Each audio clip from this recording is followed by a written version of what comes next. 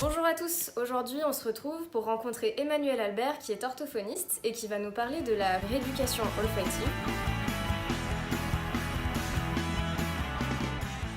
La perte de l'odorat est souvent associée à la sensation de la perte du goût. Même si on ne s'en rend pas compte, l'odorat est stimulé en permanence et dans de multiples situations. La privation de ces deux sens qui sont intimement liés à la notion de plaisir peut affecter fortement et cela peut même conduire à une dépression. Comment la Covid peut-elle faire perdre l'odorat et le goût ? De nombreux patients touchés par la Covid-19 décrivent une perte soudaine de leur odorat, suivie par une récupération tout aussi soudaine, 1 à 2 semaines plus tard. En revanche, cette perte peut se prolonger au-delà de quelques semaines, voire quelques mois. Le SARS-CoV-2 pourrait infecter les neurones olfactifs et leurs cellules de soutien, au-delà de la fente olfactive, au niveau du bulbe olfactif. Mais alors Emmanuel, en quoi ce domaine appartient à l'orthophonie ? Depuis l'afflux de patients anosmiques post-Covid, on voit fleurir sur le net toutes sortes de protocoles de training et il est temps de rappeler que la rééducation de l'olfaction fait partie du champ de compétences des orthophonistes. Car nous nous occupons déjà de la rééducation de l'olfaction dans plusieurs domaines. Après une laryngectomie totale, en neuro, dans les troubles de la déglutition, dans le cadre des troubles de l'oralité chez le jeune enfant. Comment on peut rééduquer cette perte d'odorat et de goût ?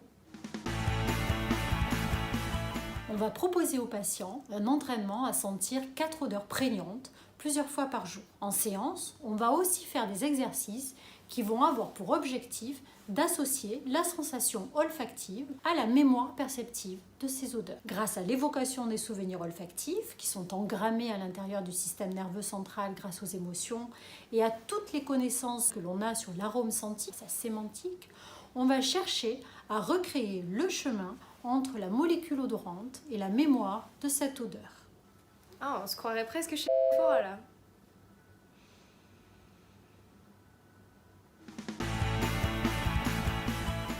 Plusieurs études en neurosciences ont montré que les tâches d'imagerie mentale recrutent dans le cerveau les mêmes régions cérébrales que lorsque l'on fait réellement une action. L'imagination d'odeur active aussi des régions olfactives impliquées lors de la perception réelle d'odeur. On va donc en séance se servir de cela. On va faire un exercice de relaxation basé sur la respiration. À présent, je vous invite à fermer les yeux. Pensez à du citron. Ressentez sa texture, respirez son odeur. Vous pouvez même entendre son entrée en bouche, déguster ses arômes. À présent, ouvrez les yeux. Avant vous, Emmanuel m'a fait faire l'expérience. Et vous, vous avez salivé ? On va apprendre aux patients la rétro-olfaction pour qu'ils s'entraînent à la dégustation, comme le font les œnologues, à sentir par voie rétronasale. Merci Emmanuel. À présent, nous en savons plus sur l'anosmie. Pourquoi ? Dans quel cas ? Et comment ?